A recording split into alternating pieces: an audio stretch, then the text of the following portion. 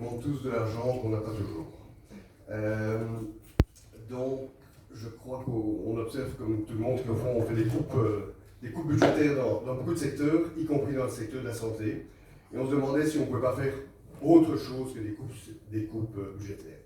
Donc pour ça, j'ai demandé à Elisabeth de Gréis, qui a travaillé quasiment toute sa vie dans le secteur de la santé, qui est encore aujourd'hui administratrice à Saint-Luc, à Yves Kopiters, qui est professeur, médecin de la santé, et je vais essayer de prononcer le mot sans me tromper, épidémiologue. J'aimerais bien que tu changes de spécificité.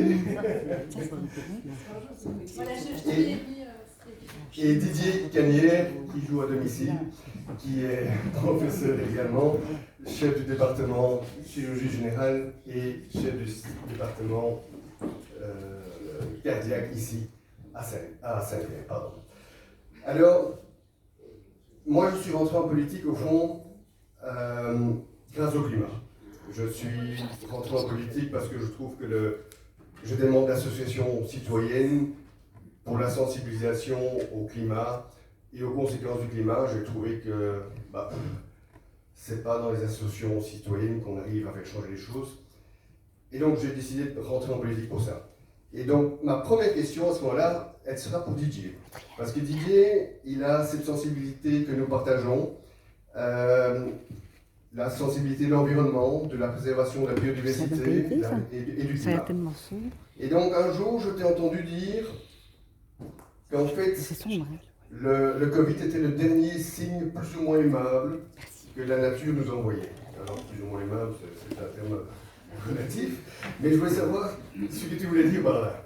Oui, c'est très souvent. Oui, merci. Je ne peux pas faire plus. Merci de me laisser l'occasion de développer ce point que j'ai en effet prononcé dans une émission de télévision où je n'avais pas beaucoup de légitimité pour le faire, mais où un journaliste m'a demandé ce que je pensais du Covid à un moment où de toute la population, on avait tous énormément entendu parler de ça, tout le monde était devenu, avec tout le respect qu'on a, virologue, et ça me semblait intéressant d'essayer de prendre un peu ce que les anglo-saxons appelleraient l'hélicoptère vision sur ça. Avant de répondre à cette question-là, je partage en effet, je crois que dans un monde idéal, et Dieu sait si c'est dystopique pour le moment, le climat et ses corollaires, la vie, l'équilibre extraordinairement métastable qui la permet, c'est évidemment, ça devrait être la cause politique commune à l'humanité, très évidemment. Et donc quand on m'a demandé ce que je pensais du Covid à ce moment-là, ça ne me semblait pas être intéressant dans un domaine d'ailleurs où j'ai une espèce de crédibilité, la virologie. On va entendre parler de ça beaucoup mieux que moi dans une seconde. C'était d'essayer de se dire, j'ai pas dit aimable, j'ai dit amical. J'ai dit c'est le dernier signal amical, à mon sens, que la nature nous envoie pour dire aux humains, les amis, il faut quand même changer un peu cette trajectoire. J'ai dit amical, évidemment, avec toute la pudeur, je pense, en précisant la pudeur nécessaire vis-à-vis de tous les gens qui étaient occupés à se battre dans les unités de soins intensifs pour sauver leur vie ou pour sauver leurs voisins, et à tous ceux qui avaient perdu des proches. Et en effet, ce Covid, et Kopiters en parlera mieux, mais c'est pas encore le très grand méchant virus. Vous imaginez, et il faut m'arrêter si j'ai des bêtises, puisqu'on est dans un débat, vous imaginez un virus qui aurait la létalité du sida, la phase asymptomatique du sida, hein, vous ne savez pas que vous l'avez, mais au lieu de se transmettre par des relations sexuelles et des transfusions sanguines, il se transmet avec la facilité et la contagiosité des nouvelles souches du Covid. L'humanité passerait un autrement 5 quarts d'heure. On a vu les dégâts du Covid sur l'organisation de notre monde, bien entendu. Et quand je parlais de signal amical de la nature, c'est parce qu'il faut comprendre que la nature, fruit de centaines de milliers de millions d'années d'évolution, elle repose sur un équilibre extraordinairement métastable. Ma mère, il y a 2 jours, me dit c'est quoi toutes ces petites mouches noires qui sont dans la cuisine, j'ai jamais vu des mouches comme ça. On ne peut pas faire le potage, mais je me souviens du nom, ça s'appelle les Drosophile melanogaster. Pourquoi est-ce qu'elles pullulent? Parce que dans la chaîne de la vie, leurs prédateurs ont disparu. Et dès lors qu'il n'y a plus de prédateurs, il y a des superbugs qui se développent. relations humaines, quand vous avez je ne vais pas dépasser mon temps de parole, mais quand vous avez une culture dans laquelle il y a 18 millions de visons qui sont des organismes, enfin des espèces qui sont sensibles à une infection par le Covid, vous imaginez, dans des cages communes, dans un espace restreint pour nos cultures, vous imaginez évidemment que le virus, il a autant de possibilités de muter très vite et de finalement devenir plus virulent. Est-ce qu'il le devient ou non? C'est pas moi qui dois répondre à cette question. Et donc je crois que c'est vraiment un signal, ne pas rentrer dans des considérations de Gaïa qui nous répond ou qui ne nous répond pas, mais c'est de la biologie assez basique finalement. Et il y aura sûrement encore d'autres épidémies qui guettent et qui pourraient largement être pires. Donc on ferait bien de réfléchir. C'est un peu l'objet du débat de ce soir. Oui, on ne va pas parler de ce qui pouvait éventuellement se passer au dégel du permafrost, mais j'avais cru lire quelque chose et je me suis tout à fait trompé, parce que c'est encore plus frappant que ce que je pensais. J'avais cru lire qu'au fond c'était tous les 8 ans qu'il y avait une épidémie, enfin un risque d'épidémie comme le Covid, et Yves Copites vient me dire que c'est pas tous les 8 ans, c'est tous les 8 mois. Alors, tous les 8 mois, heureusement, on a été épargné quand même ces dernières décennies, quasiment tout le temps. Ma question est, pourquoi en 2020 ça a été si terrible? Pourquoi on était à ce point si peu préparé? Je suis désolé, je vais vite passer le micro. Benoît, il pourra couper son téléphone. En fait, le Covid est sans doute l'épidémie ou la pandémie la plus importante qu'on a rencontrée, en tout cas depuis le milieu du XXe siècle. Mais en fait, ce phénomène des épidémies à répétition en fait, a démarré depuis les années 80 avec le sida, que tout le monde a connu, avec les épidémies de tuberculose qui continuent à se propager, avec les épidémies de paludisme qui sont un fléau énorme à l'échelle mondiale, et on peut encore parler de la dengue, etc. Donc en fait, lorsqu'on reprend un peu la littérature, en termes de connaissances sur les agents infectieux, on connaît 1420 agents infectieux dans le monde. Et je suis un peu barbant, je vais vous dire quelques chiffres. 208 sont des virus ou des prions. Les prions, c'est ces fameuses protéines qui ont entraîné la maladie de la vache folle, qui est aussi un phénomène épidémique. Et 37% d'entre eux sont des virus émergents depuis la moitié du XXe siècle. Donc depuis même pas 80 ans. Donc si on reprend sur les bactéries, 538, on connaît 538 types de bactéries, et 10% sont des formes émergentes. 317 sont des champignons, 7% sont émergents aussi depuis le milieu du XXe siècle, 57% sont des protozoaires, des parasites, et eux, 25% sont émergents, et puis aussi les vers, il y a aussi des formes émergentes qui arrivent. Alors, qu'est-ce qu'il faut pour qu'un agent infectieux émerge et puis soit susceptible de développer des épidémies? C'est qu'il faut que cet agent infectieux existe dans la nature, les dangers sont là autour de nous, on ne sait rien faire, on doit vivre avec. Il faut des hôtes susceptibles, que ce soit végétaux, animaux, et bien sûr humains. Et puis il faut surtout un environnement favorable. C'est que si on est à l'intersection de ces trois composantes qu'arrivent alors des phénomènes épidémiques. Et qu'est-ce qui change dans cet équilibre? C'est l'environnement. C'est l'environnement qui devient de plus en plus favorable à, je dirais, l'émergence de ces agents infectieux et les facteurs environnementaux liés à la mondialisation, à la globalisation qui nous ont amené au Covid. Eh bien, ce sont bien sûr les facteurs démographiques, les changements climatiques, et Didier en a parlé, le problème des infrastructures sanitaires, la pauvreté des systèmes de santé, je parle bien sûr à l'échelle mondiale, l'urbanisation excessive, et bien sûr toute la problématique des migrations, tout simplement, des voyages au niveau international. Et donc, il faut bien se rendre compte que tant qu'on ne comprend pas que c'est sur les environnements qu'il faut absolument travailler, eh ben, l'émergence de ces agents infectieux en continu, ce phénomène va continuer. Donc ça, c'est très important. Et puis aussi, il y a trois nouveaux phénomènes qu'on découvre aussi au niveau de ces épidémies. Donc il y a bien sûr ces zoonoses, ces maladies de l'animal qui trouvent, je dirais, des hôtes susceptibles et puis qui arrivent au niveau de l'homme. Mais il y a aussi toute la problématique des pathologies liées aux infections alimentaires, qui est une nouvelle problématique liée à cette transition nutritionnelle, transition alimentaire dans laquelle on est maintenant depuis 60 ans, depuis 60 ans, et qui amène des maladies comme la listériose ou d'autres pathologies qui utilisent les chaînes alimentaires. Et puis, Didier en a parlé, c'est toute la problématique des maladies transmises par voie sexuelle et par voie sanguine, avec la problématique des hépatites, qui seront les fléaux de demain, l'hépatite C, l'hépatite E ou d'autres, les hépatites B aussi, qui seront vraiment des gros problèmes de santé publique. Et puis en 2015, l'OMS a déjà alarmé, je dirais, les États en disant qu'il y a 8 pathogènes émergents qui peuvent entraîner des pandémies en 2015. Hein, donc la crise a commencé en 2019. Il y avait la fièvre hémorragique de Guinée au Congo, que personne ne connaît, mais il y avait aussi le virus Ebola, que là on a bien connu, puisqu'il y a eu une crise il y a 10 ans en Congo, en Afrique de l'Ouest, et puis au Congo, avec plus de quelques milliers de morts. Il y a le virus de Marburg, la fièvre de Lassa, et puis dans la liste, il y a le SRAS, bien sûr, le SARS-CoV-1, donc cette fameuse épidémie qui a quand même fait 700 ou 750 morts, 8000 malades en 2003-2004. Le MERS-CoV, qui est aussi ce virus, ce coronavirus qui traîne au Moyen-Orient. Il faut vous rappeler, hein, avec la Coupe du Monde au Moyen-Orient, on avait cru que le MERS-CoV allait se répandre à l'échelle mondiale, mais par des phénomènes environnementaux, de nouveau, cet agent infectieux très létal, hein, très mortel, reste au niveau du Moyen-Orient.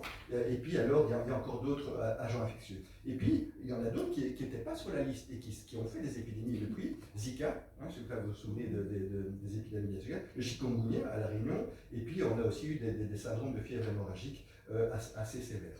Donc ce que je veux dire, c'est que ce phénomène des épidémies, il est là maintenant depuis maintenant quasi 40 ans. Et si je reprends les grandes épidémies mortelles, il y a eu bien sûr les virus Ebola qui a fait 11 000 morts en Afrique de l'Ouest, qui a fait après 3 000 morts en République démocratique du Congo. L'épidémie de dengue, la dengue c'est quand même intéressant, qui a fait donc en Asie-Pacifique en 2019-2020, qui a fait 4 000 morts, mais la dengue, on la retrouve maintenant en Europe du Sud, hein, puisque les moustiques avec les changements climatiques sont en train de monter petit à petit et on va retrouver ces phénomènes de plus en plus en Europe. Et c'est intéressant, une épidémie qu'on a quand même très peu parlé en 2008, c'est l'épidémie de rougeole en France, qui a quand même tué 800 enfants, hein, parce que problème par rapport à la vaccination et tous ces changements de mentalité par rapport à la vaccination. Le chikungunya, j'en ai parlé. La variole du singe, c'était après notre épidémie de Covid, la variole du singe. Alors elle a fait que 150 morts à l'échelle mondiale, mais quand même elle avait ce potentiel pandémique. Et puis je vais quand même rappeler les grands tueurs des 20 dernières années. C'est la grippe A, le H1N1, en 2009, qui a fait entre 150 000 et 500 000 morts à l'échelle mondiale, avec toutes ces vaccinations. Vous vous souvenez, on a acheté plein de vaccins à cette époque-là, etc., qu'on n'a jamais utilisé. Et puis malheureusement, la Covid-19 qui a fait 7 millions de morts à l'échelle mondiale.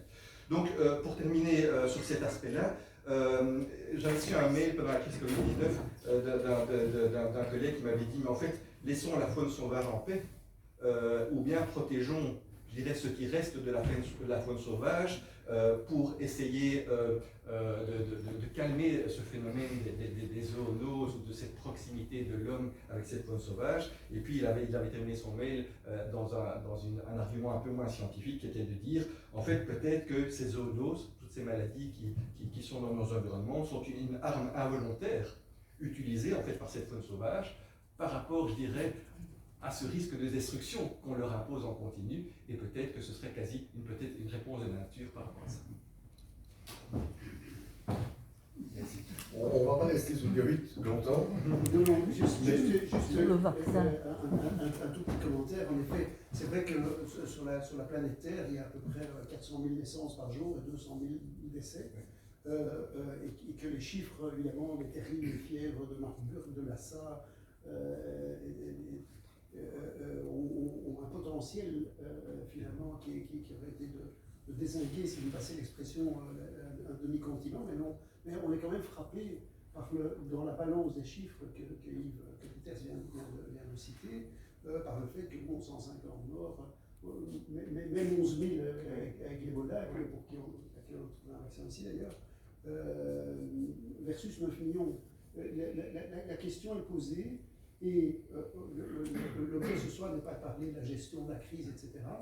Il y a quand même un point, avant qu'on conclue et sans du tout jeter la pierre, je l'ai dit à la télévision, dézinguer le politique est absurde, c'est pas le moment, c'est facile pour personne n'a une boule de cristal. Et c'est vrai qu'il y a eu quand même dans la gestion de cette crise, est-ce que ça a impacté le résultat final? Probablement non, une certaine cacophonie. Dans la communication. J'ai un copain, un ami que peut-être certains connaissent ici, qui s'appelle Eric Arranger, qui m'a dit un jour la communication c'est un métier. Et un des aspects non négligeable, à mon avis, que je perçois en tant que clinicien, c'est que finalement, les rebuffades, enfin, les gens ne doivent pas lancer un sujet aussi polémique que Didier Raoult, mais qui a dit au début, il y a 3 Chinois qui meurent et les Français font dans leur pantalon, excusez-moi, je le cite. Puis après, il a dit qu'il y a plus de morts avec les accidents de trottinettes que ça. Et puis on a trouvé le truc sur des papiers scientifiques que nous avons probablement tous lus et qui étaient surréalistes. Et ça a provoqué une espèce de fracture sociétale dans la France, où moi j'ai reçu des mails stupéfiants, j'ai postulé de cette communication, d'amis qui me disaient les chauffeurs de taxi sont pour Didier Raoult. Bon, pourquoi je souligne ça? Parce que c'est vrai que très vite, dans cette même salle ici, ça m'évoque une. C'est exactement ici, on était 8 et avec un expert. Les experts ici à Saint-Pierre, je pense, en maladies infectieuses, sont des gens très, très, très crédibles. Et on était en janvier 2020, et donc l'idée, il y avait le bourgmestre qui était là, le capitaine, le commandant des pompiers, que je ne sais pas très bien ce que je faisais là en tant que chef du département de chirurgie. Et on est vite parti sur des pistes sans vraiment une application très systématique du principe de précaution. Je prends l'exemple de ça. L'un d'entre nous avait posé à l'expert la question de savoir si on allait fermer les écoles. La réponse était non, nous n'allons pas fermer les écoles parce que sinon les enfants seront gardés par leurs grands-parents, qui vont obligatoirement mourir, ou bien encore seront-ils gardés par leurs parents, dont 30 000 sont des soignants qui n'iront pas soigner parce qu'ils gardent leurs enfants, et de toute façon les enfants ne font que quitter le grippe. J'ai bondi sur ce truc-là, et je ne veux pas digresser trop parce que le mot n'a pas amené cela, mais il me semblait que très vite on était très assertif. Et donc j'ai dit, est-ce que c'est moi qui suis chirurgien? Je peux vous dire qu'on voit dans le cœur des gens, là-bas, dans les papiers scientifiques, par exemple les taux de cytokines. Les cytokines, c'est des molécules qui aiment le cœur. Quand les gens ont des myocardites, on voyait le taux à 1000. Chez le Covid, on voyait 10 000. Bon, est-ce que c'est moi qui leur rappelais qu'il y a des maladies, des tas de maladies, il les connaissait bien, virales, bactériennes, prions, que sais-je, qui ont un écours chronique. Est-ce qu'on est parti sur la piste de dire c'est la grippe, et donc cette maladie ne fait rien aux enfants, thanks God, elle ne fait rien aux enfants dans la phase aiguë. Mais si dans 5 ans, ces enfants, je ne suis pas ici pour semer, ce ne sera pas le cas, c'est plus le cas, on sait. Mais au jour 0, on pouvait se dire, c'est très bien, mais si ces enfants dans 5 ans, ce virus qui pénètre dans leur cerveau, dans leur cœur, dans leur rein, évidemment dans leur pneumocystes, les envoie dans des chaises roulantes ou bien en hémodialyse, on porte une responsabilité face à une histoire qui est lourde et qui ne peut pas avoir appliqué le principe de précaution. On m'a dit c'est la grippe, il faut se mettre à 25 ans parce que ça voyage sur les gouttelettes que vous postillonnez sur les voisins. C'était probablement plus sophistiqué que ça. Moi je me suis fait engueuler ici par les infectiologues qui me disaient mais tu as un masque, il n'y a pas de masque, ils montrent le mauvais exemple. Écoutez, moi j'ai 62 ans, j'ai une fille de 8 ans, de 6 ans qui a besoin d'avoir un père qui est vivant. Je suis chirurgien, on parlera peut-être des masques. Donc c'est moi qui ai raison, c'est vous qui avez tort, allez vous faire que un œuf. Ils ont tous été malades. Tous n'en mouraient pas, mais tous étaient frappés. Et donc sur le plan de la gestion, je ne suis pas sûr qu'on ait déjà tiré nécessairement tous les enseignements, et c'était un point que le Nord de tout cela peut mettre en exemple aujourd'hui. Je pense qu'il y a plein d'exemples comme ça. Non, mais j'ai fini. Non, mais ce que tu dis est passionnant, mais on a tellement autre chose à dire, et j'aimerais qu'on essaye d'arriver à un moment donné à des ébauches de solutions après avoir décrit une situation qu'on aimerait ne plus revoir, mais qui peut revenir. Et avant d'arriver à ces ébauches de solutions, je vais demander à Elisabeth, qui connaît bien le sujet, outre le problème de communication, on en reparlera peut-être plus tard, qui n'a quasiment pas été très bon. Est-ce que la crise du Covid n'est pas arrivée à un mauvais moment structurel pour la Belgique? Merci. Bonsoir à tous d'abord. Je pense que de toute façon, il n'y a jamais de bon moment pour vivre une crise, donc ça c'est clair. Il n'y a jamais un moment où on se dit ok, on est prêt, c'est bon, là la crise peut arriver. Mais non, c'est vrai, on a parfois tendance à l'oublier, mais dans notre petit pays, 2020, ce n'est jamais que le lendemain des élections de 2019, où on est avec un gouvernement en affaires courantes, les négociations patinent, et donc c'est vrai que ça complique les choses en matière de gestion, puisque nos politiques étaient occupés par d'autres choses, puis ils ont dû s'arrêter, puis il y a eu des gouvernements de crise, et puis enfin en octobre 2020, le gouvernement de Croo, avec Van den Broek qui arrive aux commandes. Donc c'est évidemment jamais un bon moment d'avoir du pouvoir dans une crise pareille. Ceci étant dit, la deuxième raison pour laquelle c'était un mauvais moment, et je trouve que celle-là est plus importante et elle rejoint un peu ce que tu viens de dire, on était en fait en pleine réforme de l'État en matière de santé. Ça s'est peut-être pas tellement vu pour la population, mais en 2011, donc ça fait longtemps, il y a eu une décision importante en matière de transfert de compétences en matière de santé, et les régions ne se sont préoccupées de ça que pendant des années, et pas du reste, je vais y revenir. Le fédéral aussi, on a dû créer, pour simplifier les choses, il y a l'INAMI que vous connaissez au fédéral, qui était la grosse institution en matière de santé. On a dû recréer cette structure à Bruxelles, qui s'appelle Iriscare. On a dû la recréer en région wallonne, elle s'appelle l'AVIC. Les Flamands ont décidé de faire autrement.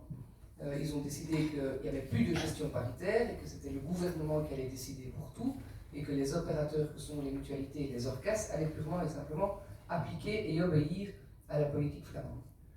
Mais ça veut dire que tous les acteurs de santé du pays, les mutuelles, les ministres, les prestataires, les fédérations, les représentants de tous les métiers, je pense à Julien qui est là, tout le monde était préoccupé par la tuyauterie institutionnelle. Et pendant 10 ans, personne n'a fait de politique de santé publique. Prenez le budget de l'INAMI, vous cherchez la ligne santé publique, ça n'existe pas, il n'y a pas de ligne santé publique. Et donc on a complètement oublié qu'en fait il fallait se prémunir des questions de santé et pas seulement des crises, autrement qu'en payant des prestations et en se préoccupant de tuyauterie institutionnelle. Et donc toute la dynamique de prévention, on y reviendra tout à l'heure, n'était pas du tout suffisamment adressée. Toute la dynamique qu'on a dû créer à chaque étape de la crise, se dire, ah, il faut tester. Ah, comment est-ce qu'on va organiser le testing? Ah, il faut en fait isoler. Comment est-ce qu'on va organiser les quarantaines? Qui va donner des règles, etc. Et puis, ah, il faut vacciner en fait. Ah, mais comment est-ce qu'on va organiser les centres de vaccination? Et à chaque étape, on se posait la question comme si c'était la première fois qu'on se la posait. C'est pas tout à fait vrai ce que je dis parce qu'en matière de call center, il y avait déjà eu une toute petite ébauche au moment du SRAS-CoV. 2, c'est ça le nom exact? 1, voilà. Il y a eu une toute petite ébauche de tracing à ce moment-là, mais qu'on a vite abandonné. On a demandé aux administrations de le faire à l'époque. Mais durant cette crise 2020 et 2021, à chaque étape, on s'est posé la question. On n'avait rien qui était prêt. Souvenez-vous des masques, on avait des stocks stratégiques qui étaient périmés. Ça nous paraît à tous quand même pas très chinois de se dire, on sait qu'il y a une date de péremption, et donc quelques mois avant, on les revend, on les remet dans le circuit par exemple des hôpitaux, et on refait une réserve stratégique. Non, on avait même oublié qu'il y avait ces masques dans un dépôt, on a dû tout jeter. Et à chaque étape de la crise, le modèle qui a été choisi pour la gérer, c'est le modèle libéral, c'est-à-dire on fait des appels d'offres, on va voir dans le privé, on demande à des consultants. Or, il y avait moyen de régler les choses avec des acteurs de santé existants, je pense évidemment entre autres aux mutuelles, mais pas que. Et donc à chaque étape, on a aussi perdu du temps pour faire des appels, pour choisir qui allait le faire, alors qu'on aurait pu fonctionner autrement. Et donc c'est vrai que cette crise est arrivée à un moment très mauvais politiquement parlant, mais aussi à un très mauvais moment parce qu'on n'avait pas du tout, pendant 10 ans, travaillé sur ces questions-là. Est-ce qu'on a tiré les leçons de la crise? Je pense que non. Donc, on y reviendra tout à l'heure, les questions de santé publique ne sont toujours pas prioritaires dans l'agenda en matière de politique de santé. Il y a des évolutions sur toute une série de sujets, mais je pense que tu poses la question tout à l'heure, Benoît, donc je vais arrêter ici. Mais donc oui, la crise est arrivée vraiment à un très très mauvais moment. Il y en a une qui revient demain. Le contexte est le même. On est à la veille d'élection, on n'est pas au lendemain de l'élection, mais c'est la même chose.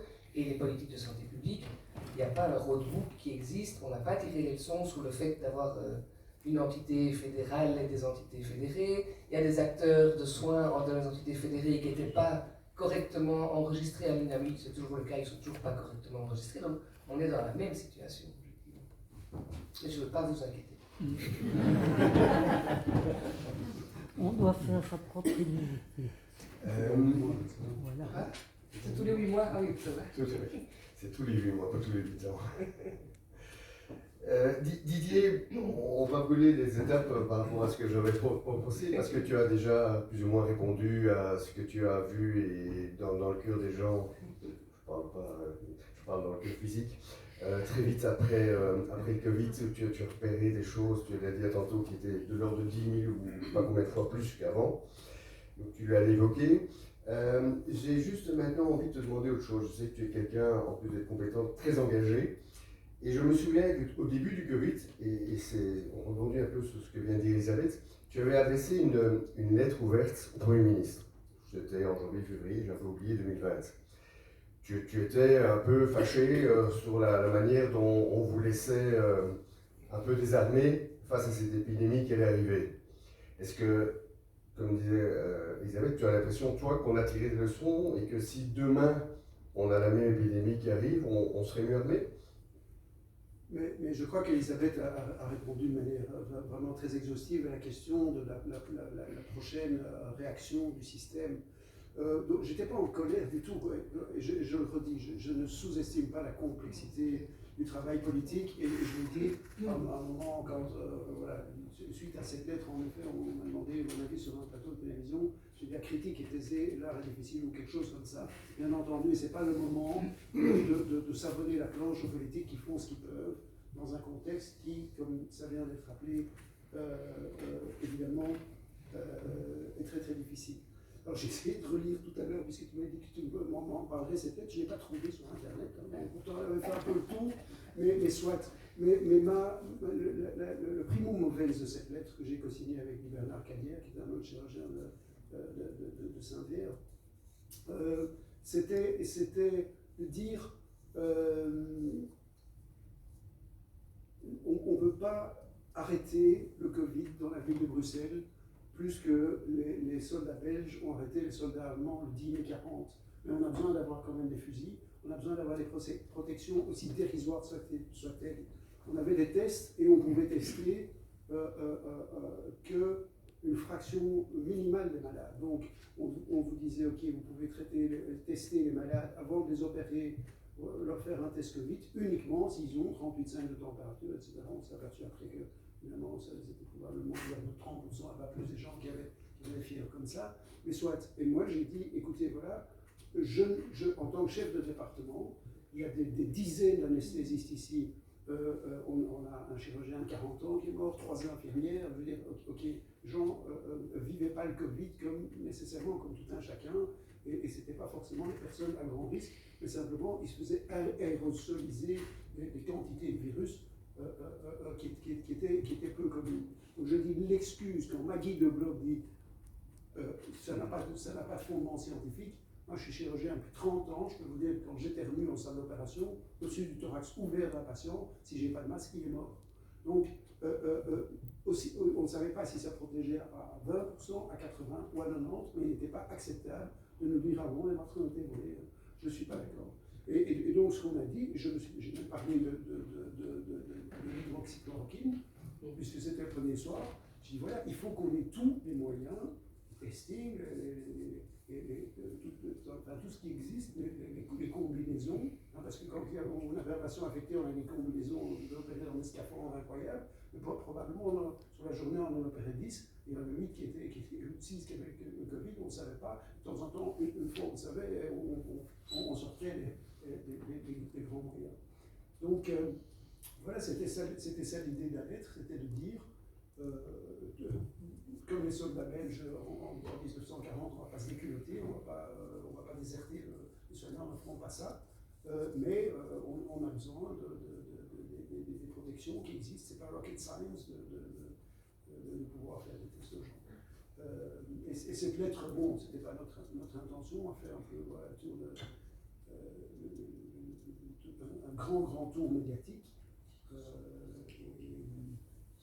Et voilà, c'était finalement était adressé à Sophie Luminez, qui a fait vraiment, je pense, et qui est quelqu'un d'une grande compétence et qui a fait de son mieux. C'était peut-être une erreur de casting, mais je trouve qu'il fallait communiquer sur ça pour faire peut-être faciliter un électrochoc vis-à-vis des pouvoirs publics. Bon, parler du passé, c'est intéressant pour voir le futur, comme j'ai dit là tout à l'heure, mais parler du passé, c'est aussi le présent. Je t'ai souvent entendu pester, pas que à ce moment-là sur les masques, mais je t'ai entendu pester aussi sur la lourdeur administrative des hôpitaux. Et à tel point qu'aujourd'hui, tes infirmières, tu les appelles des infirmières, si mes souvenirs sont exacts, parce qu'elles passent plus de temps à encoder enfin, j'exagère. Et là, aujourd'hui, est-ce qu'on avance? Est-ce que les politiques, tu as l'impression qu'ils prennent ça en main, qu'ils vont vous aider? Je pense pas vraiment qu'on avance. C'est vrai que les infirmières, comme je les appelle, voilà, on augmente la complexité des tâches. On en rajoute toujours plus, hein, dans plein de domaines d'ailleurs. Hein. L'Europe rajoute des tâches et des tâches de vérification qui, à mon sens, n'améliorent pas la qualité globale ou la productivité des systèmes. Ici, les infirmières rentrent en cause des tablonnés, de telle sorte qu'à mon sens, dans notre cas, elles viennent malheureusement en salle d'hospitalisation, elles passent parfois 3 minutes avec un malade, et puis 5 minutes à encoder des trucs. Je ne suis pas sûr que quelqu'un, je ne veux pas être trop caricatural, hein, que quelqu'un vraiment regarde ou tient compte de ces données. Et à un moment, trop c'est trop. Et je crois que c'est ça qu'il faut dire. Alors, le problème le plus vaste que juste les soins de santé, le problème, si je sais pas si je peux prendre 1 minute pour dire ça, c'est que ça intéresse toutes les fonctions régaliennes de l'État. Récemment, en tant que grand témoin, je ne sais pas à quel titre, on demande ce que je pense de l'intervention d'un monsieur qui dit, moi je dirige un home, il y a 150 enfants battus ou violents là-dedans, on n'a aucun moyen, on est payé des élastiques et les gens un peu gros comme ça, et on a un psychologue pour 42 enfants, etc. Et bon, et puis on me demande qu'est-ce que vous en pensez. Je dis écoutez, moi je suis soignant, je suis père de famille, c'est une cause qui évidemment me touche beaucoup. Je pense que les enfants en particulier sont déjà bien spoliés de leur avenir, ils ont des têtes jusqu'en 2022, ils ont une planète qui est largement saccagée, c'est au point, donc la cause de monsieur me touche. Et la réalité, c'est qu'il y a des gens pour rien. Je comprends la difficulté, ça ne se crée pas sur les salons d'un cheval. Moi, je ne suis pas. Hein, très évidemment, la tâche d'Elisabeth par rapport à la santé est plus importante que la mienne. Mais il y a du pognon pour rien. Parce que la justice voilà, est en déshérence, l'enseignement est en difficulté, la porterie est impraticable, les infrastructures, etc. J'en passe et encore d'autres. Et donc, si vous voulez, et c'est là que je suis un peu activiste, je dois le reconnaître, ou un peu provocateur, mais je crois que le temps est venu. La seule cause qui semble très bien fonctionner, c'est le vieux fonds de commerce de l'humanité, c'est la guerre. On casse tout, on recommence, et puis voilà. Et là, on trouve 10 milliards en Ukraine. Hein, donc, Joe Biden dit on va trouver 10 milliards. Et ma lecture, le citoyen de Namibia, qui n'y connaît rien, c'est de dire qu'il prend 10 milliards d'argent public pour faire fonctionner le lobby militaro-industriel américain. Et puis nous, en Europe, on dit ben, nous aussi, on va donner 10 milliards, hein, on n'est pas en reste. Et on prend 10 milliards d'argent public pour acheter peut-être pas des chars Léopard et des avions d'assaut, mais pour acheter tout ce matos de guerre américain. Et on voit à un moment où en effet la seule cause qui te tiendrait pour l'humanité, c'est-à-dire de sauver la vie dans tous ses aspects, parce que s'il n'y a plus la paix, il n'y a plus d'humain, c'est l'exemple tarte à la crème, mais on peut dire ça avec beaucoup d'espèces animales. Donc oui, c'est choquant. Et moi je dis simplement, dans l'hôpital public, maintenant, il faut dire stop aux politiques. On a eu des audits dans les murs, 25 personnes pendant 3 mois, qui nous ont finalement donné l'accréditation, je ne sais pas, platine ou or, ou je ne sais pas quoi, la meilleure du système canadien. J'ai une dame en face de moi, qui a 27 ans, qui me dit je suis une ancienne infirmière, et qui me pose 12 000 questions. Je lui dis madame, moi je me suis battu pendant 2 ans pour une secrétaire hospitalière, c'est-à-dire quelqu'un qui accueille les familles, qui prend les rendez-vous au téléphone pour les scanners, les trucs, les machins, que le docteur, truc que je lui ai demandé. Pour que ce ne soit pas une infirmière qui bac plus 5, qui doit passer 1 heure au téléphone plutôt que d'aller soigner les gens, ils n'ont déjà pas le temps. Je dis toutes vos idées, elles sont bonnes, madame, elles sont très bonnes. Mais vous avez 10 millions pour moi. Non, l'entretien est terminé, madame. Je suis désolé. Et j'espère que vous allez nous donner cette accréditation, que vous allez voir que tout le monde, comme à Saint-Luc, comme à Réfragile probablement, comme à Saint-Jean, dans tous les hôpitaux de Belgique, c'est-à-dire on fait un grand écart.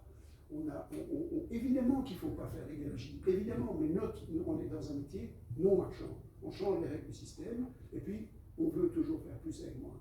Donc la chaîne, depuis le Covid, elle s'écoule complètement. J'ai été opéré à la KUL l'autre jour, ils m'ont dit on tourne à 45% en chirurgie cardiaque de ce qu'on faisait avant le Covid, à cause de l'absentéisme, à cause du fait que plus personne ne veut être infirmier ou infirmière. Ils ont été payés en applaudissements, largement, on ne s'estime pas, mais ça ne paye pas les factures. Et donc, je le dis, le moment est venu de dire aux politiques, niet. Voilà. C'est une fonction régalienne de l'État. Je n'accepte pas, moi, de commencer une discussion avec un homme ou une femme politique en disant vous êtes en équilibre, on va vous tirer les oreilles. C'est à vous de garder l'équilibre. Nous, on ne doit pas foutre l'argent par les fenêtres. Excusez-moi de grossièreté, je suis un peu en colère. Vous allez croire que je suis tout le temps en colère. C'est pas vrai, je suis jamais en colère. Mais c'est ça l'équation. Qu'est-ce qu'on fait avec nos argent? Acheter des hélicoptères? Moi, je ne suis pas d'accord. Je ne suis pas d'accord. On passait 10 heures en Sado pour essayer de ramener un image de l'autre côté du Styx et l'Achéron. Je ne sais pas si ça vous frappe, mais ce n'est pas le sujet du tout ce soir.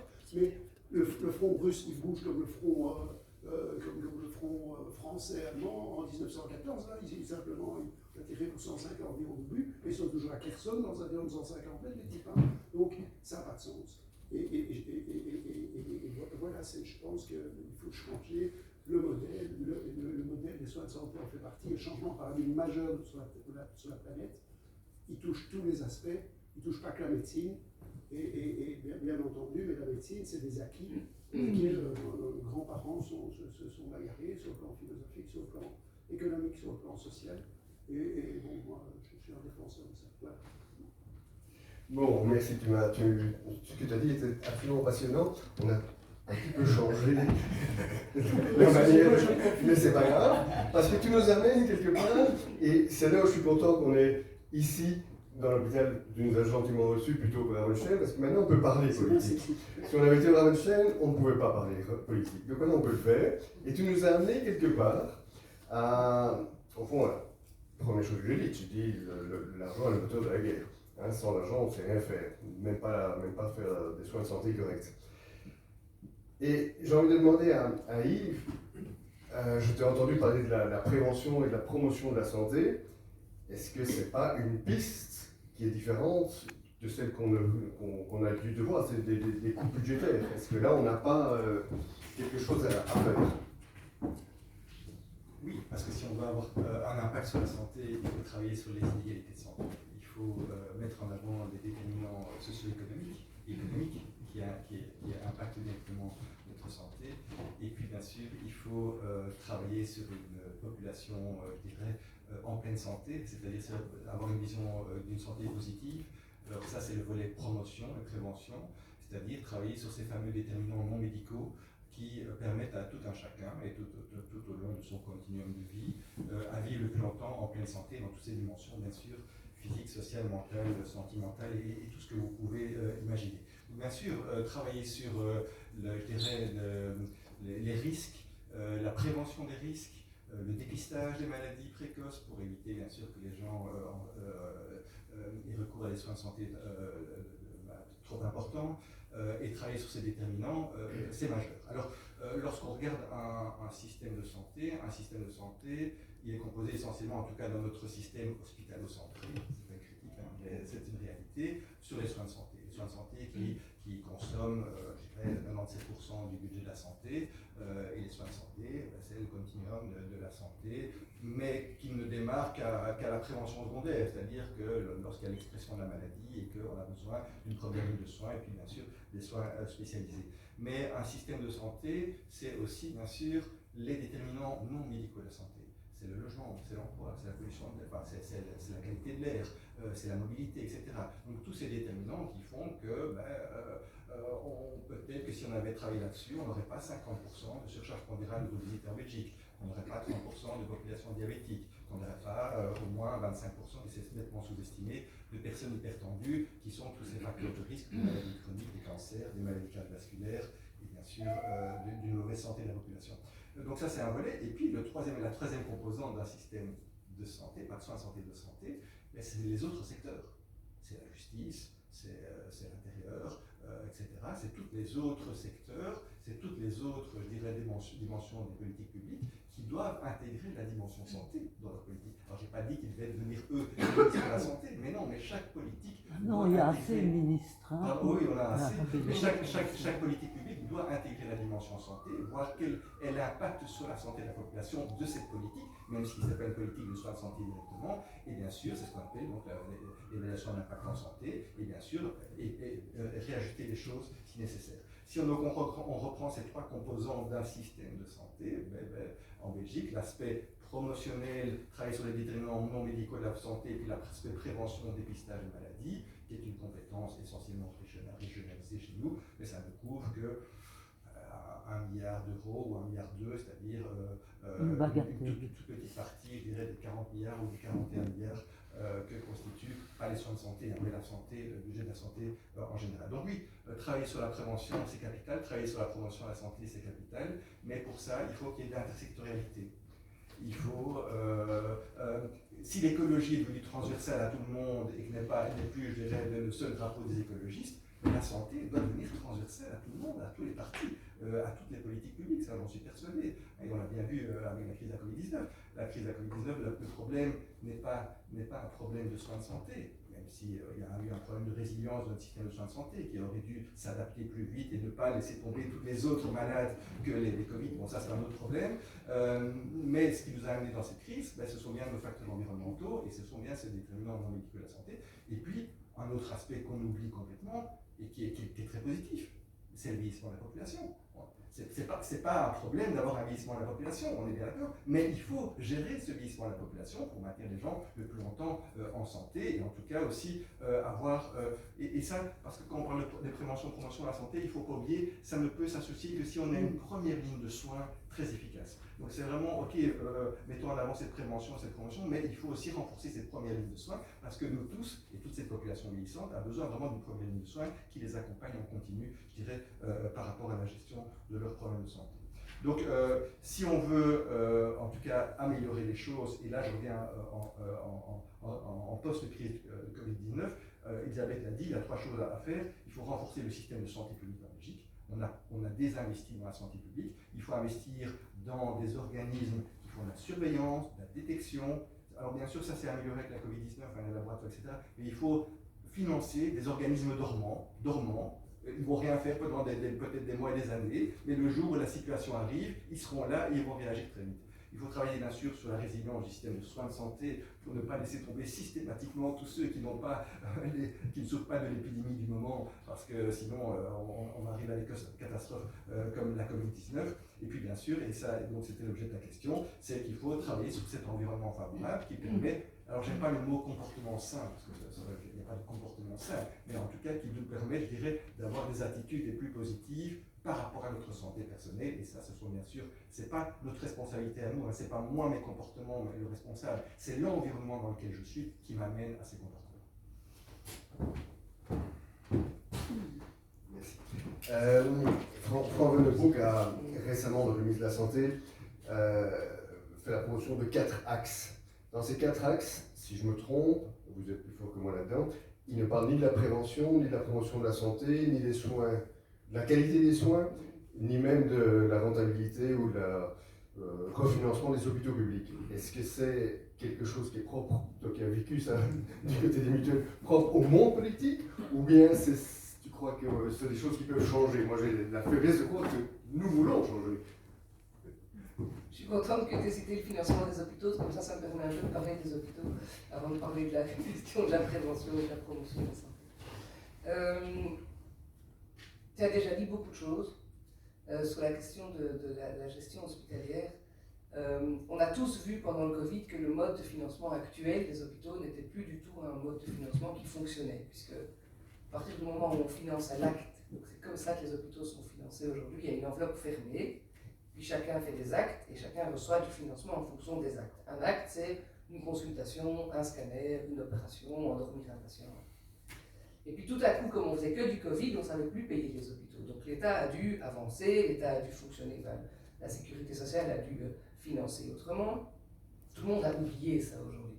Van den Broek a mis sur la table une petite réforme des hôpitaux, une réforme qui ne règle que les problèmes qu'on connaît depuis 10 ans, c'est-à-dire ce problème de financement à l'acte. La question de la qualité des soins, il l'aborde un tout petit peu dans sa réforme, mais pas du tout de manière suffisante. La question de la nomenclature qui doit être revue, puisque aujourd'hui on a une nomenclature. La nomenclature, c'est tous les chiffres que vous voyez sur les attestations de soins. C'est ça qui identifie l'acte que le médecin, que le dentiste, que l'infirmier a presté. Cette nomenclature doit être revue parce qu'elle est vieille et qu'elle ne correspond plus à la réalité. Et qu'aujourd'hui, on finance au travers de la nomenclature tant les appareils que les actes. Donc il y a des changements à faire. Mais la réforme de Van den Broek, ce n'est pas une vision de l'hôpital à 15 ans. Hein.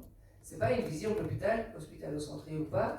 Ce n'est pas une vision de l'hôpital intégré dans son hinterland et dans son environnement. Je parlais des déterminants de la première ligne. Ce n'est pas une vision de l'hôpital liée à l'hôpital de jour qui est de plus en plus utilisé, à la réduction des durées de séjour, à la qualité de vie des patients. On sait bien qu'en fait les patients sont quand même tous, et tous être témoins, on est quand même tous mieux dans une chambre individuelle que dans une chambre à 2 lits quand on a un souci de santé. Tout ça n'est pas du tout intégré dans la réforme de Van den Broek. Je vais même plus loin. Moi je suis certaine, et Catherine Fonck l'a dit récemment aussi, Van den Broek fait le pari que les hôpitaux, en termes de gestion financière vont se planter et que ça va les forcer à fusionner ou à se rapprocher. Donc ça, je pense vraiment que c'est un calcul cynique et que aujourd'hui, dans les priorités politiques du gouvernement et de Van den Broek, la question des hôpitaux n'est pas du tout la question prioritaire, et encore moins la question des hôpitaux universitaires. Puisque dans les hôpitaux universitaires, les médecins sont salariés, et donc par exemple, le décrochage financier de la majorité des hôpitaux universitaires aujourd'hui, il vient du fait que l'indexation des budgets qui viennent entre autres de l'INAMI liés aux prestations est en décalage. Donc les hôpitaux universitaires indexent les salariés à chaque saut d'index. Vous vous souvenez de 2022 où on l'a sauté 5 ou 6 fois. Mais les honoraires et les prestations ne sont indexés qu'au 1er janvier 2023. Donc pendant un an complet, les hôpitaux universitaires doivent financer eux-mêmes des salaires pour lesquels ils n'ont pas les prestations qui sont indexées au niveau de l'INAMI. Donc il y a vraiment un problème fondamental. Sur l'indexation, c'est en train d'être discuté à l'INAMI, donc ça devrait être réglé. Mais vraiment, aujourd'hui, c'était le parent pauvre des politiques de santé. Et c'est quelqu'un qui vient de la mutualité qui vous dit ça. Donc pour dire que la situation est vraiment extrêmement compliquée dans les hôpitaux. Sur la question de la prévention, il y a un jeu politique immonde et qui n'a aucun sens, mais ça se dit, je vous jure. Dans les couloirs de la VIC, donc vous vous souvenez, j'en ai parlé tout à l'heure, l'INAMI Wallon, on dit on va quand même pas faire de la prévention, c'est l'INAMI qui va récupérer les sous. À Bruxelles, on dit la même chose, on va quand même pas faire de la prévention, c'est l'INAMI qui va récupérer les sous. C'est complètement faux et mauvais comme calcul. Hein.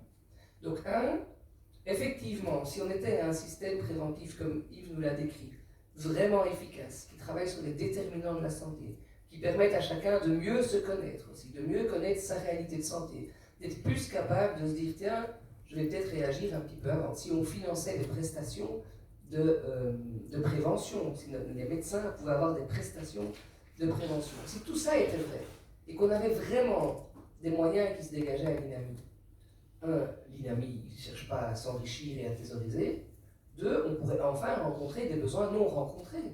Par exemple, la logopédie pour les enfants en situation de handicap. Par exemple, toute une série de soins dentaires pas du tout suffisamment remboursés, particulièrement pour les personnes de plus de 50 ans. Il y a toute une série de besoins non rencontrés, c'est comme en santé mentale, on en parlera tout à l'heure. Donc en fait, ce serait vraiment génial si cette prévention fonctionnait vraiment et qu'elle permettait de dégager des moyens qui permettent de couvrir d'autres besoins. Donc ce calcul est mauvais. Oui, mais c'est quand même la réalité à court terme. À court terme, à Bruxelles, il faut les calculs, ils ont les autorités politiques dessus, on ne va pas dépenser, puisque de toute façon on n'a pas les économies, on n'a aucun retour. Mais ça fait partie des problèmes aujourd'hui de nos politiques, c'est qu'on fait les choses à court terme, hein, tu vois. Et alors par ailleurs, objectivement, quelqu'un qui va mieux. Vous avez un projet là-dessus pour dire qu'il faut changer cette aberration.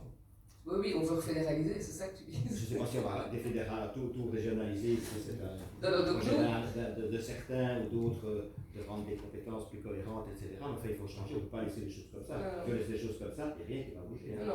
Et donc un deuxième élément, juste sur la prévention, après je reviens sur ton intervention, mais par ailleurs, dans les régions, ils ont plutôt intérêt à avoir des gens en bonne santé. Hein. Donc ils ont intérêt à financer la prévention parce que ça fait des personnes qui sont plus en capacité, par exemple, de reprendre leur boulot ou de continuer. Donc c'est vraiment un mauvais calcul court-termiste. C'est pour ça que dans le programme des engagés, puisque tu me pousses à y répondre, on a une volonté de refédéraliser la santé. Alors est-ce que ça va se faire ou pas? Ça peut paraître utopique, mais c'est quand même une manière de secouer le cocotier et de dire qu'il y a vraiment un souci. Alors est-ce qu'on va refédéraliser? On peut parier, mais non, évidemment, ça ne va jamais se produire. Mais le dire de cette manière-là et l'affirmer de cette manière-là pour nous, c'est une manière de vraiment identifier qu'il y a un souci. On ne peut plus continuer comme ça, on est bien conscient de ça. C'est vraiment un enjeu important. Et en matière de prévention, je reviens là-dessus, l'éclatement des compétences est vraiment problématique. On a eu récemment, je ne sais pas si vous avez vu le reportage de la RTBF sur les questions de mammographie. Tout est organisé différemment, qu'on soit en région wallonne, à Bruxelles ou en Flandre. Les courriers envoyés ne sont pas les mêmes.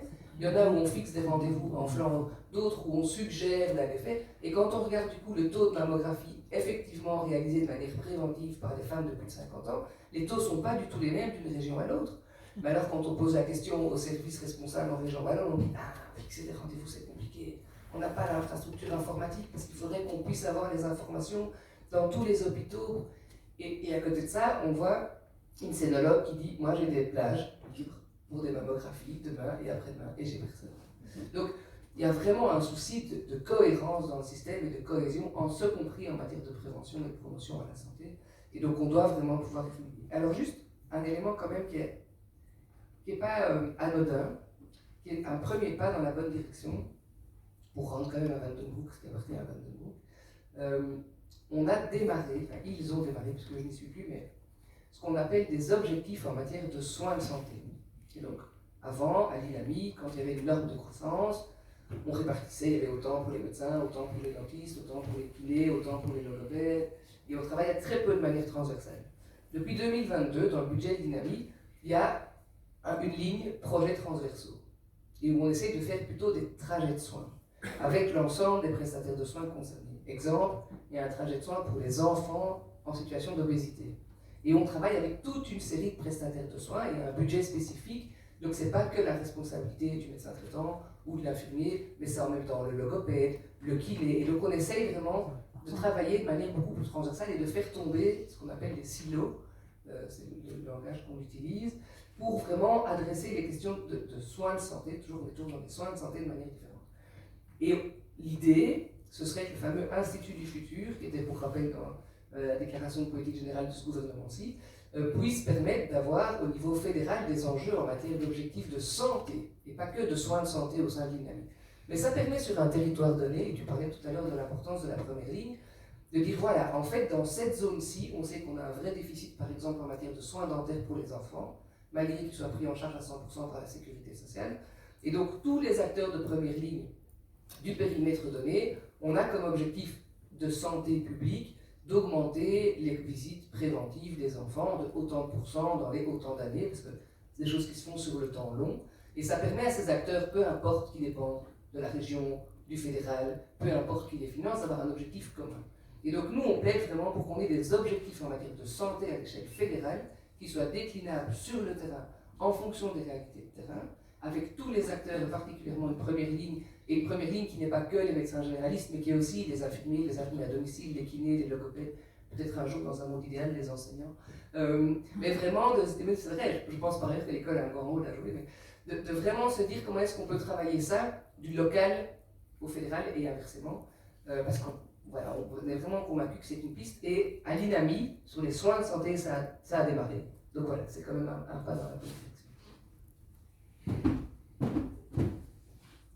Merci. Bon, comme on a quand même deux têtes d'affiche politiques ici, autant rester dans le domaine politique. Il y a un chiffre que je ne connaissais pas, c'est-à-dire qu'en fait, il y a plus de malades de longue durée que de chômeurs. Oui, mais... Mais donc c'est une réalité sur laquelle on peut travailler. Il y a peut-être là des marges de manœuvre éventuellement. C'est le chômage qui vous les envoie. Hein. faut connaître les règles du jeu pour savoir que c'est automatique, parce que tout ce que vous venez d'exposer ici a une solution, mais en dehors de votre énorme compétence et de tout ce que vous avez dit.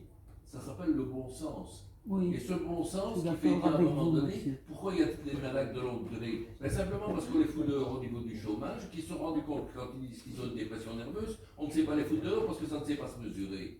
Il ne faut pas forcément faire ingénieur pour me comprendre.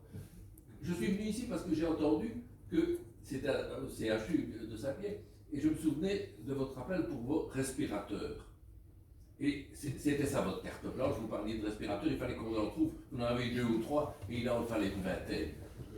Et j'ai écrit à tous ces gens-là en leur disant, mais vous savez, vous avez des centres de recherche, cherchez vos budgets, essayez simplement de revenir dans un raisonnement politique, de dire, on va leur retrouver leur budget à tous ces politiques qui ne les trouvent nulle part parce qu'ils sont tellement sophistiqués. Je viens d'écouter Mme de Gries en imaginant toute cette sophistication dans l'analyse de ce que dit Dynami, etc. Et je lui dis, oui, mais, comme dirait le flamand, Endan, qu'est-ce qu'on fait avec ça? Et ce que je voudrais bien qu'on fasse aujourd'hui, c'est que, comme on est face à un système à la veille des élections qui sont les plus importantes de tout notre pays depuis très longtemps, mais qu'on retrouve des budgets. Et pour retrouver les budgets, il faut relire tout ce bordel. Il est tellement simple à comprendre si on veut bien le relire depuis sa genèse. Et le gros problème, c'est qu'on parle d'argent, on parle de budget, et dans un conseil communal ou au Parlement, vous avez rarement des gens qui sont à l'aise avec les chiffres utiles. Pas la troisième virgule, ça ne sert à rien ça. Mais parler vraiment de budget. On est ici face à un problème de soins de santé, de mutuelle, et vous savez qu'il y a des secrétariats sociaux en Belgique qui eux aussi manipulent l'argent financier, les cotisations sociales. Mais vous pouvez aller chercher 30 milliards dans une heure si vous changez les règles du jeu. Il suffit simplement de faire payer l'ONSS à l'ONSS et le précompte au précompte. Je pense qu'il n'y a pas une seule personne ici qui ne m'a pas compris. C'est très simple. Il suffit simplement d'éviter les intermédiaires de l'époque Je vote pour de la vous. libération, où on a distribué des fromages. Voilà. Une tonne de... Certainement pas. Mais il n'en est pas question. À 71 ans, rassurez-vous, ce n'est pas la question. La seule question qui me préoccupe, c'est que je vois arriver 2024 et le pic du baby boom en 2030. 800 000 seniors pensionnés qui n'auront pas de quoi être payés, qu'on paye leur pension correctement. Ce sont des éléments plus que macroéconomiques. Pourquoi est-ce qu'aujourd'hui, vous n'avez probablement pas prévu d'aborder le problème budgétaire? Le point 8 qui était sur l'écran quand je suis arrivé, on parlait d'avoir 3,5% d'augmentation. Mais trouvez les moyens. On va doucement. C'est très intéressant ce que vous avez dit, mais vous avez dit une chose qui moi m'a intéressé, vous avez fait bon sens.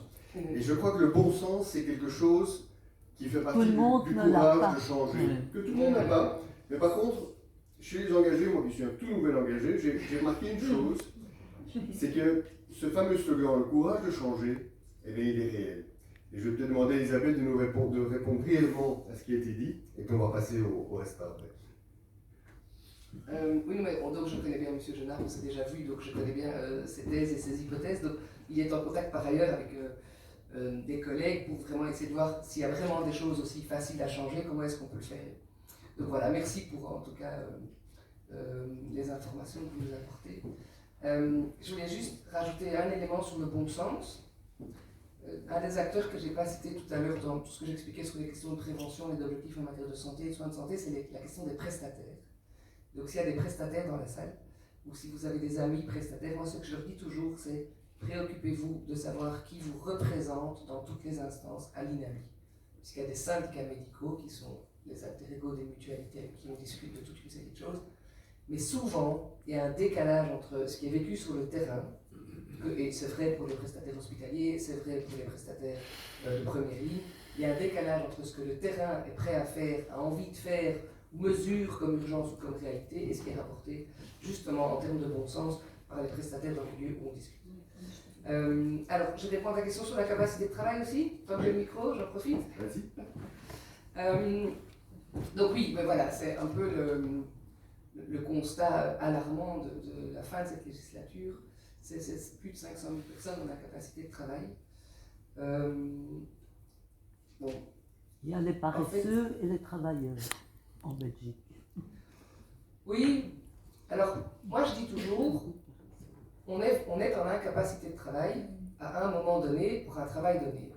C'est comme ça qu'on est en incapacité de vie. Donc, parfois ça peut paraître choquant de voir un collègue qui est en incapacité de travail, qui fait son marché, mais je pense qu'on est en incapacité de travail à un moment donné pour un métier donné. Je pense aussi que ces 500 000 personnes, c'est le fruit des décisions de ces 10 dernières années en matière de politique, et particulièrement en matière de politique, de fin de carrière et de bien-être au travail. Pourquoi est-ce que je dis ça? Parce que ce sont des phénomènes qui ne sont pas des phénomènes de réactivité au mois près ou à l'année près. Quand on tombe malade et qu'on a une incapacité de travail, c'est qu'on accumule. Bon, parfois on peut vraiment tomber malade, on a un cancer et des choses comme ça, mais quand on est dans des raisons psychiques, hein, puisque plus de 30% des personnes en incapacité de travail le sont pour des raisons psychiques, que ce soit burn-out ou maladie psychique, ça se construit sur du long terme. On paye les décisions des deux précédents gouvernements, celui qui se termine maintenant et celui d'avant, sur par exemple les crédits temps, qui ont été en grande majorité réformés, supprimés, sur les prépensions, qui ont été énormément diminuées avec des conditions de plus en plus difficiles pour y avoir accès.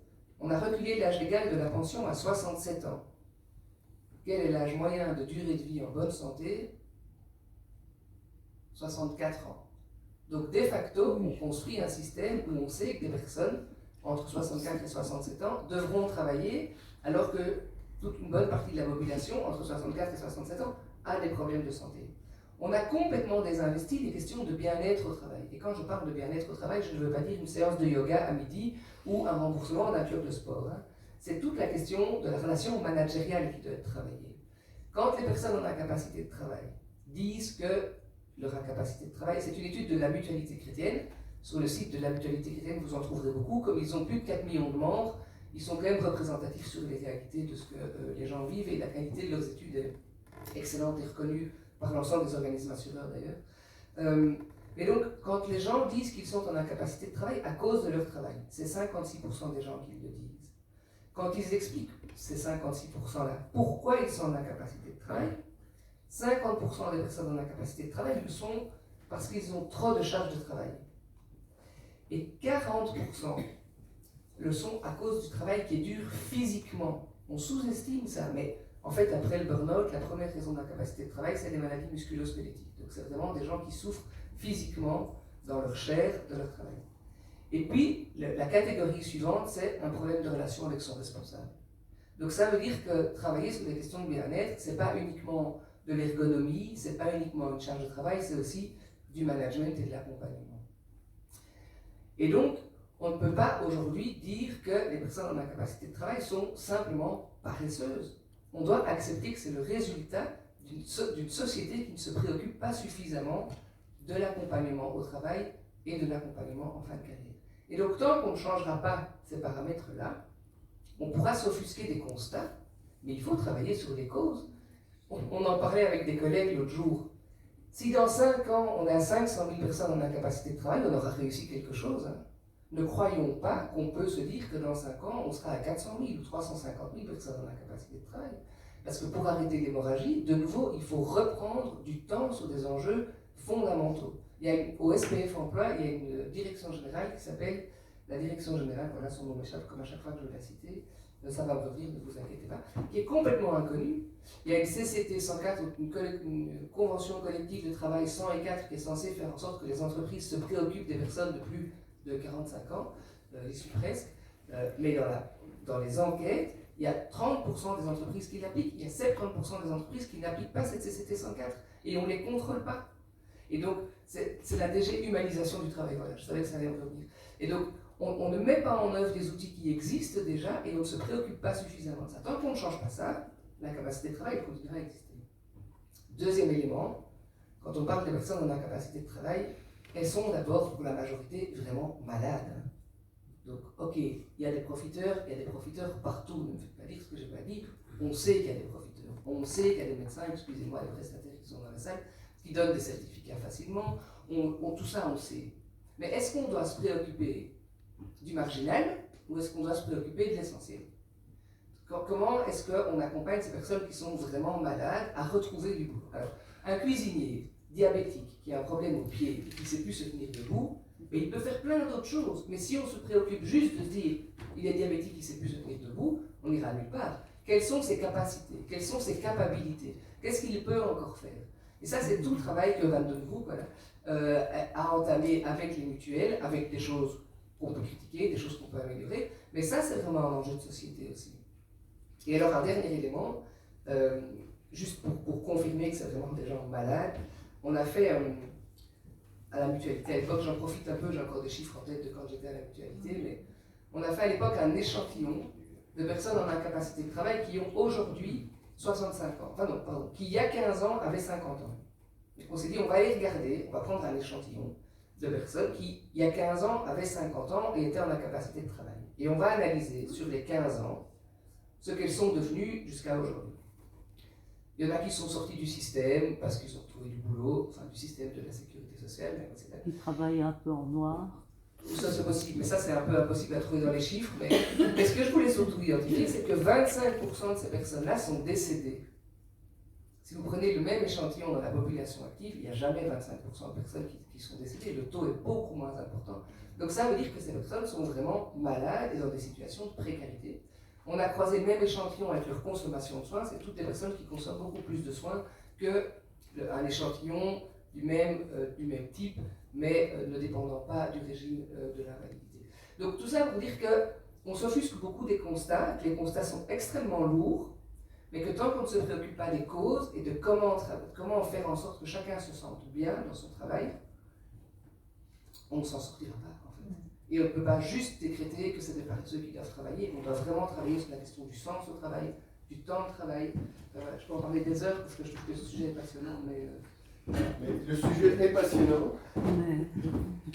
Et malheureusement, le temps passe. Et je crois qu'on a encore beaucoup de questions à poser.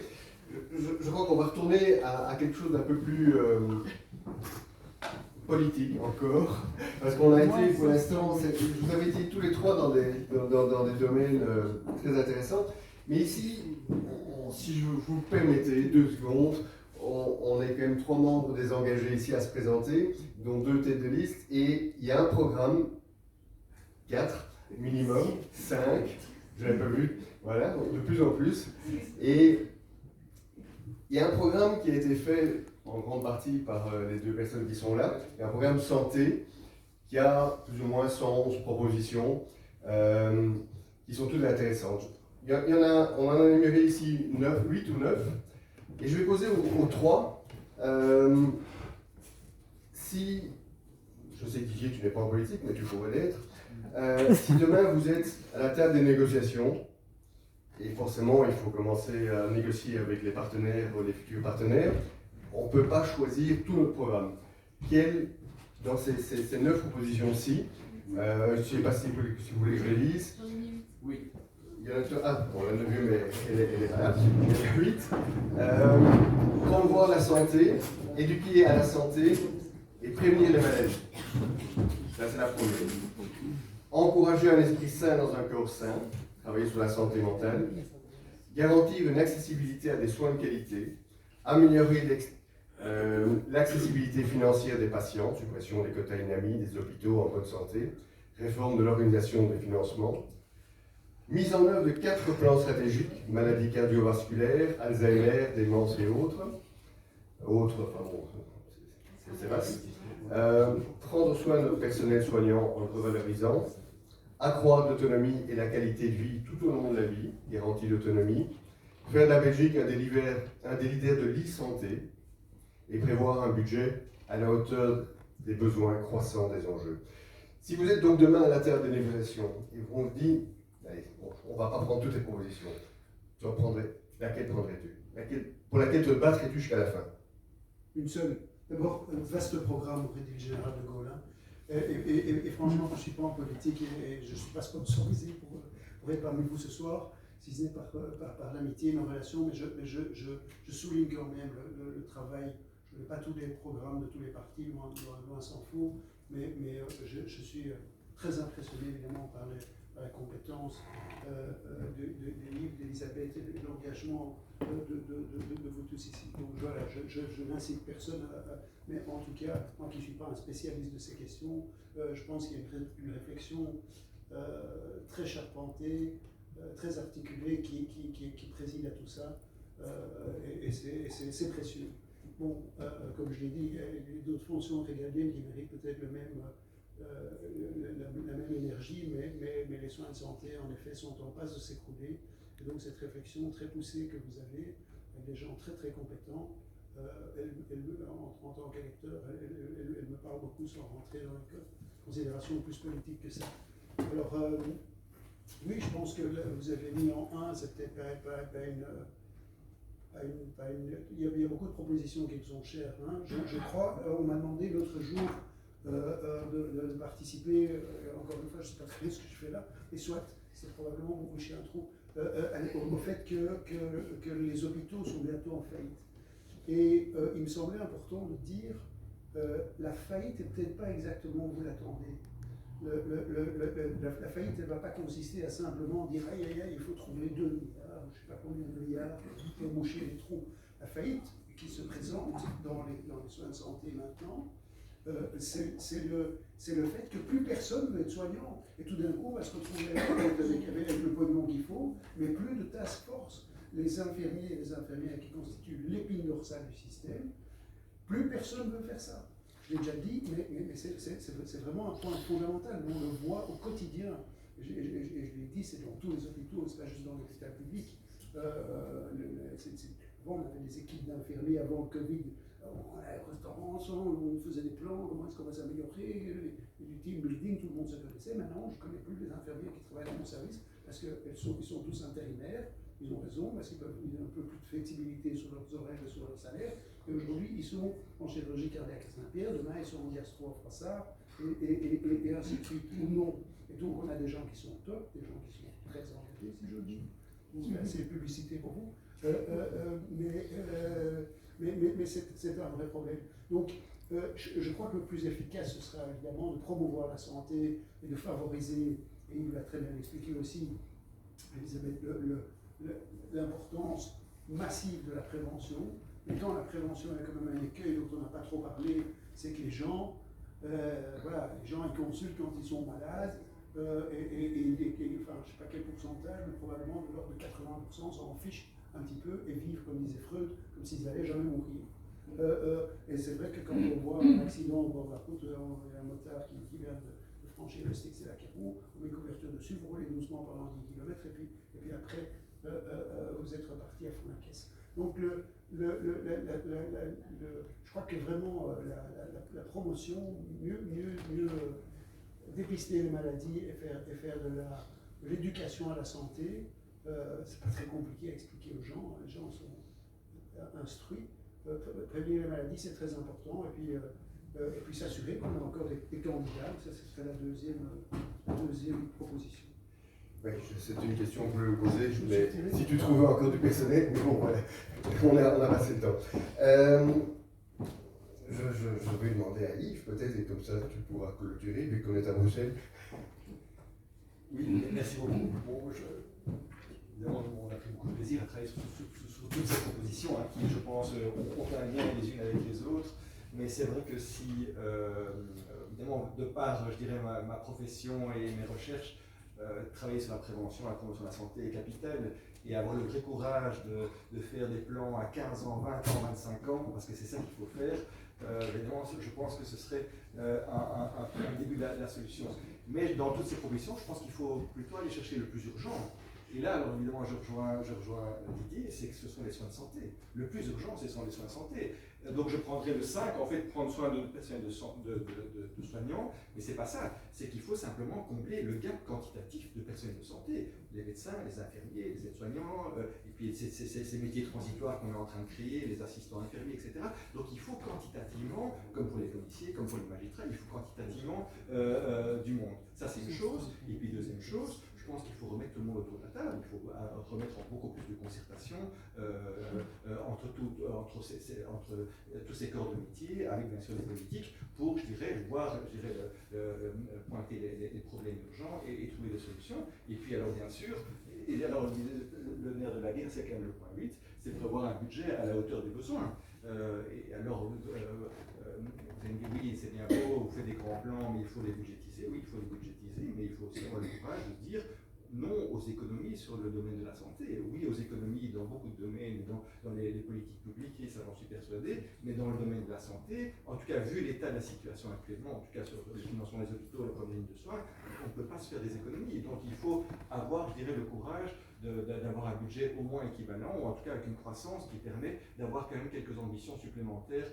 pour les années à venir. Donc voilà, donc c'est vraiment l'aspect quantitatif et bien sûr qualitatif des personnels de santé, c'est de savoir avec eux qu'est-ce qu'on fait, et puis bien sûr d'être sûr qu'on a un budget pour faire ce qu'on veut. Est-ce que je peux vous dire quelque chose? Oui. Je voudrais vous dire qu'on est super bien soigné en Belgique. Mais ça, je n'en doute pas, mais c'est encore insuffisant par rapport à différents... À côté des pays voisins. J'ai Ça déjà peut dépassé mon remonter temps de un peu parole. le moral. Hein. J'ai déjà dépassé mon temps de parole, hein. Je m'excuse auprès de tout le monde, et je crois que tout le monde voilà, veut rentrer, manger, que sais-je. On mange ici, hein. Ah, on mange ici, d'accord. Avec le budget. La nourriture, la CPS, il n'y a pas terrible. Il y a actuellement, et ce n'est pas ce qui préside à votre réflexion, je tiens à le souligner encore une fois, je ne suis pas là pour... voilà. Mais c'est différent dans vos projets. Actuellement, Wallenbroek part on connaît le personnage et son parcours, il part d'un axiome qu'il faut, à mon sens, très simplement. C'est-à-dire qu'il dit il faut réduire les coûts. Hein, bon, s'il n'y a pas de pognon, donc il faut réduire les coûts, bien entendu. Et pour réduire les coûts, il faut réduire la surconsommation. C'est un affront fait aux médecins de dire pour surconsommer. Alors ça débouche sur des comportements politiques aussi ubuesques, et je regrette parce que j'ai déjà corniflé avec tout le respect que je peux avoir pour les ministres, hein, Madame de Bloch, qui fait démonter 4 résonances magnétiques nucléaires dans la ville de Bruxelles. Une résonance magnétique nucléaire, ça ne coûte pas 200 000 €, hein, qui sont up and running et payées par les hôpitaux déjà, en disant mais non, c'est tout le date. Donc le problème, ce problème-là, vous partez pas sur cette action-là, de dire il y a trop d'offres, et donc si on réduit l'offre, on va réduire la demande. Mon père est une victime collatérale de ce truc-là, avec un petit cancer comme ça, tant malgré mes relations, sans prétention soit dit, dans le domaine, quand il y a eu les examens et la radiothérapie qu'il fallait, ce petit cancer localisé T1, M0 pour les soignants était généralisé. Et donc, je vous conseille d'essayer d'avoir une résonance magnétique nucléaire sur Bruxelles, depuis que Madame de Bloch en a fait démonter 4, qui ne coûtaient plus rien, ils sont maintenant dans des boîtes dans les cadres des hôpitaux, eh bien vous n'en aurez pas. Ou peut-être un samedi matin à 3h du matin. Donc là, je rends hommage à une politique de soins de santé qui dit, ok, on a je ne sais plus comment vous appelez, c'est un contrat. Une norme de croissance. Merci, une norme de croissance dans laquelle ça s'est pris en compte. Voilà, je t'invite à dire ça, parce que c'est une vision politique qui est différente à celle qui préside pour l'instant. Ah oui, je dois faire l'exercice. Voilà, comme je pars du principe qu'on est à la même table de négociation, que je suis complètement d'accord avec les choix qui ont déjà été faits, je vais en faire d'autres pour compléter, comme ça on arrivera peut-être. On n'a pas du tout parlé santé mentale, et ça c'est quand même vraiment un enjeu. Non mais c'est pas grave, j'en profite, hein. J'ai compris la technique de j'en profite. Mais ça c'est vraiment un enjeu, d'une part qui me tient à cœur et d'autre part qui est vraiment la priorité des priorités aujourd'hui. Après la crise du Covid, on est dans une crise de santé mentale.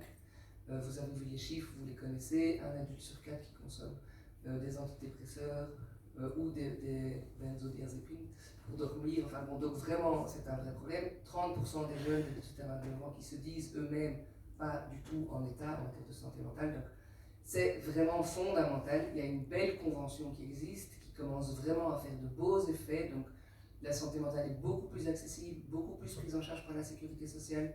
Les consultations sont à 11 € en première ligne. Pour les enfants, elles sont prises en charge complètement par la sécurité sociale. Ça veut dire gratuit, mais je n'aime pas ce mot, parce que rien n'est vraiment gratuit. Mais donc vraiment, il y a de belles choses qui ont été faites en matière de santé mentale, mais il faut continuer. Il faut travailler sur le tabou qui est encore beaucoup trop aujourd'hui la santé mentale, renforcer cette convention et travailler à l'accessibilité.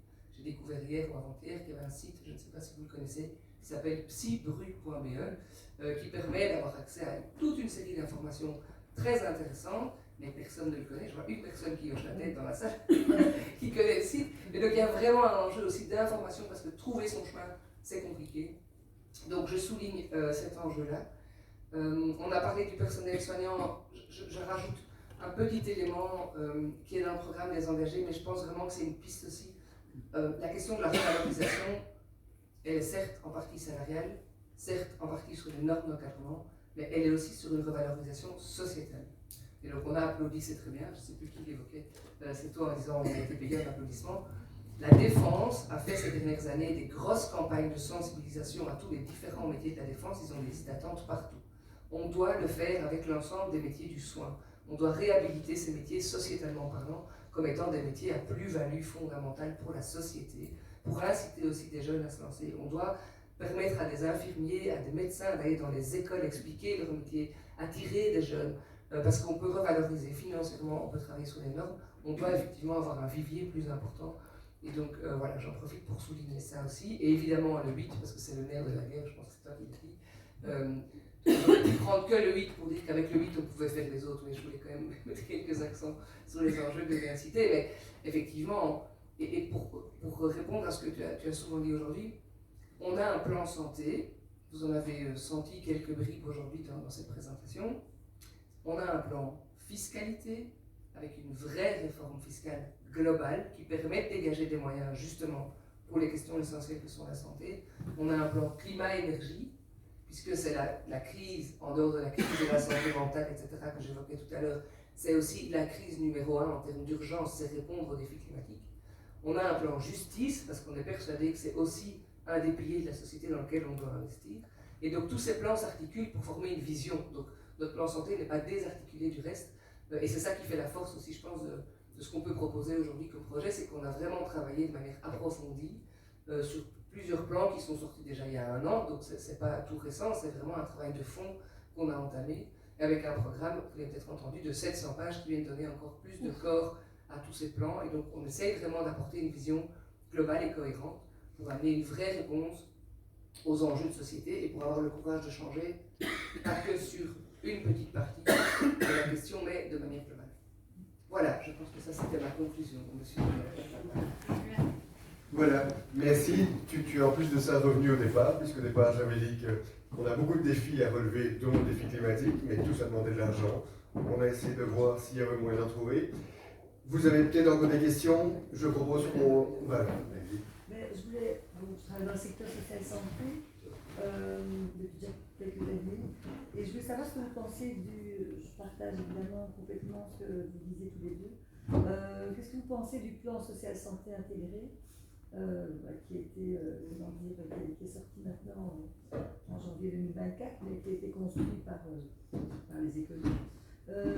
Mais bon, je voulais quand même avoir votre avis là-dessus, puisque on travaille beaucoup en première ligne et dans des projets pilotes, des projets de recherche-action sur ce développement, enfin en tout cas essayer de promotionner la visibilité et l'accessibilité des soins de santé, et donc en première ligne, puisque je suis d'accord que fondamentalement on est plutôt bien soigné en Belgique, mais il y a énormément d'inégalités. Voilà, il y a énormément d'inégalités, en tout cas en termes de... Parce qu'il y a un problème d'accessibilité et de visibilité des soins de santé et de première ligne. Et là où je suis complètement d'accord aussi, c'est de pouvoir comparer à l'Angleterre. De pouvoir, attendez, je vais aller jusqu'au bout.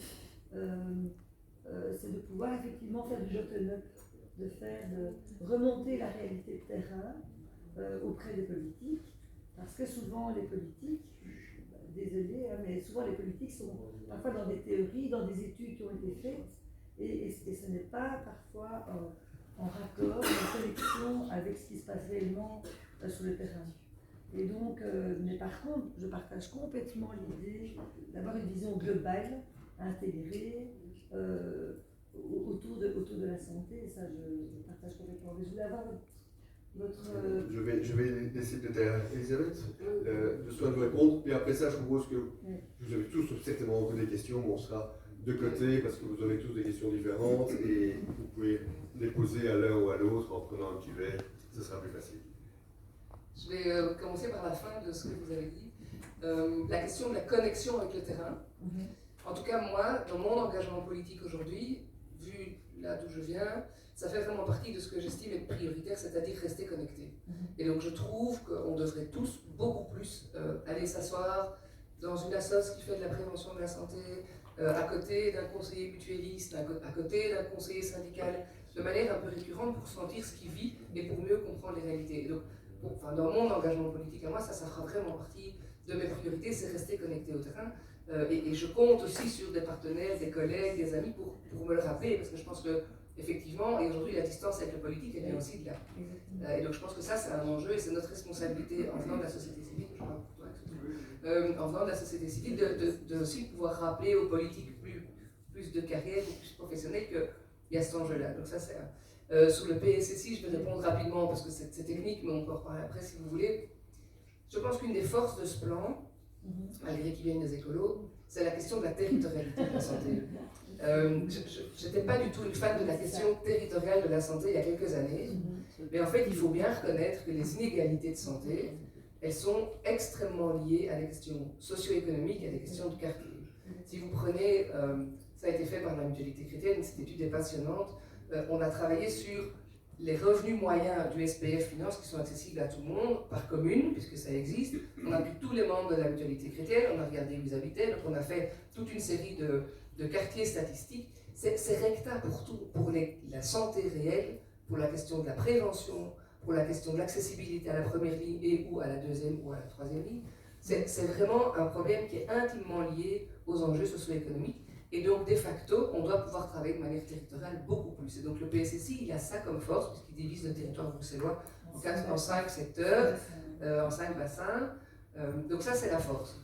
La faiblesse, c'est comment est-ce qu'on fait en sorte que tous les acteurs de ce même bassin arrivent vraiment à travailler ensemble sans privilégier l'un ou l'autre, et en ayant autour de la table, en ce compris, les mutuelles, les médecins généralistes qui ne sont peut-être pas dans des raisons médicales, les infis, etc., etc. Donc, il y a des choses à travailler encore sur le comment. Mais le fond de l'idée n'est pas mauvaise, parce que je pense que les réalités, à Uccle, j'habite à Uccle, donc je le dis très certainement, les réalités de santé à Uccle ne sont pas les mêmes qu'à Molenbeek ou qu'à Saint-Josse. Et donc, on ne peut pas décréter pour toute la région bruxelloise des grands enjeux, des grands objectifs. C'est ce que je disais tout à l'heure. Il faut un objectif de santé, et puis il faut le décliner de manière différente. Et pour ça, le PSSI va être une force et un soutien. Mais il y a encore plein de choses à affiner, à améliorer dans la dynamique, dans la manière dont c'est pensé, dans les acteurs mis en avant. Si le GBO était ici, il vous dirait qu'il se passe. Donc le groupement belge des omnipraticiens, le syndicat essentiellement des médecins généralistes du côté francophone du pays, vous dirait on n'a pas du tout été assez associés, donc on veut travailler sur ces questions-là. Donc voilà, il y a encore des choses à peaufiner, mais sur le fond, il y a quelque chose qui se dessine qui est pas mal.